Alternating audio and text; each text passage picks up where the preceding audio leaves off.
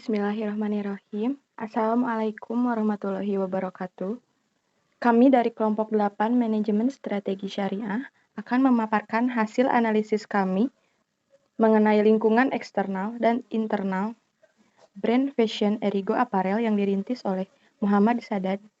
Berikut adalah nama-nama pemapar materi dari kelompok 8. Yang pertama ada saya sendiri, Aulia Septiani, NPM 18-102-051. Selanjutnya ada Indri Indriani. Yang kedua ada Thoyib Kurniadi. Yang ketiga ada Aziz Abdurrahman Hanafi. Yang terakhir ada Muhammad Ilyas Maulana. Selanjutnya langsung saja kepada pemateri pertama.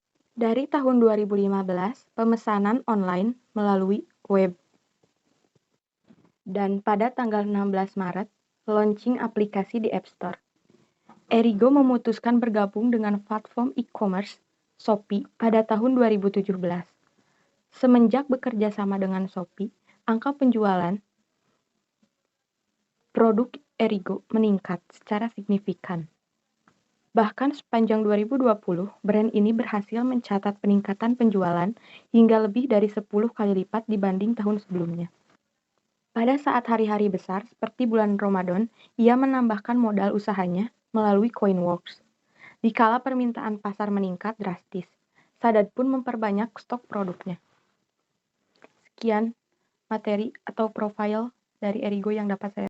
Sekian pemaparan hasil analisis lingkungan eksternal dan internal dari kelompok 8 Manajemen Strategi Syariah mengenai brand fashion Erigo Apparel. Assalamualaikum warahmatullahi wabarakatuh. Saya Indri Indriani akan menganalisis mengenai faktor internal dari brand Erigo, yaitu khususnya pada karakter pemilik dari Muhammad Sadat. Tekad yang kuat dalam menjalankan bisnis merupakan salah satu faktor kekuatan. Meskipun berulang kali mengalami kegagalan bahkan mungkin kerugian, namun tidak begitu saja menyerah dan tetap berikhtiar untuk terus merancang strategi bisnisnya. Belajar dari kegagalan dan terus mencoba, ini merupakan salah satu hal yang diajarkan di dalam agama bahwa kita tidak boleh menyerah begitu saja terhadap keadaan dan terus berikhtiar serta menyerahkannya kepada Allah. Saya Thoyib Kurniadi, saya melakukan analisis terhadap brand Erigo mengenai hal peluang.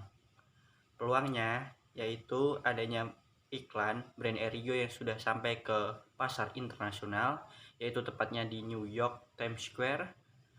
Kemudian mereka melakukan endorsement pada public figure adalah hal yang tepat, yaitu untuk menarik minat daya beli masyarakat sehingga produknya bisa laris dan boom. Oke, Assalamualaikum warahmatullahi wabarakatuh. Saya Aziz Abdurrahman Hanafi, NPM 18-102-054. Ada beberapa kelemahan yang menyebabkan Erigo ini terhambat dalam memperkenalkan produknya ke masyarakat. Yang pertama adalah harga yang relatif mahal dibanding pesaingnya. Memang dari segi harga ini kita tidak bisa menentukan apakah produk Erigo ini mahal atau murah, karena ada juga brand-brand lain yang memang memiliki harga yang relatif lebih murah daripada brand Erigo ini. Yang kedua adalah desain dan jenis produk yang pasaran. Karena brand Erigo ini dia fokusnya ada di produk casual, yang artinya produk casual ini bukan hanya Erigo saja yang ada di pasaran, dan masih ada banyak brand-brand lainnya yang menawarkan harga yang relatif lebih terjangkau. Yang ketiga adalah toko offline yang masih terbatas. Ya, toko offline Erigo ini hanya berada di kota-kota besar saja, tidak mencakup di kota-kota kecil seperti mungkin di kabupaten-kabupaten gitu, mungkin hanya di ibu kota provinsi saja. Yang keempat adalah yang mengetahui produk Erigo hanyalah kalangan-kalangan tertentu saja.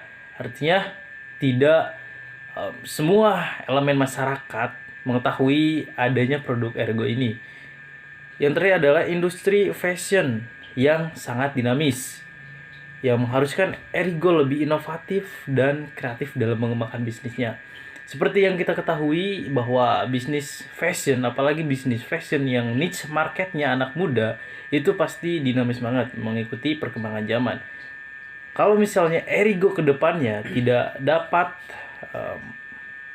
mengikuti perkembangan zaman, mungkin lambat laun akan mulai terdistrupsi begitu ya.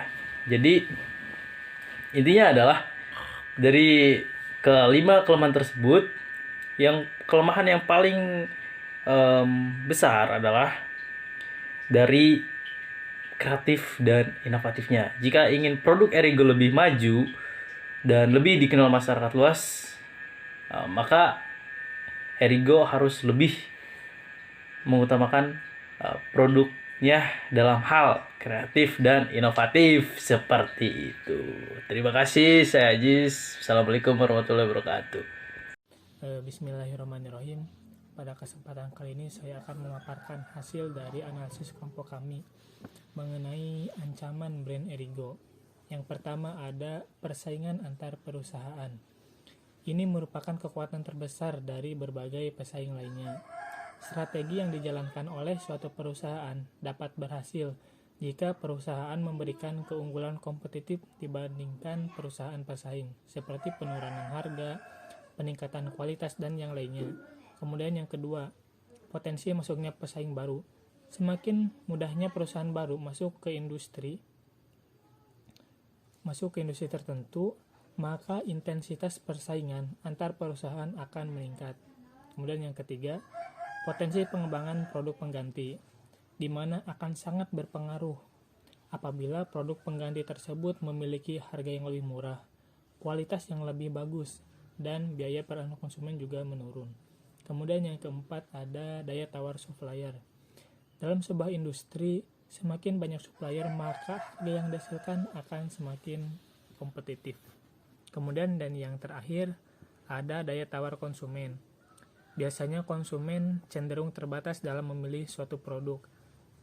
Misalnya karena harga masing-masing produk dengan produk pesaingnya itu relatif sama atau tidak jauh berbeda.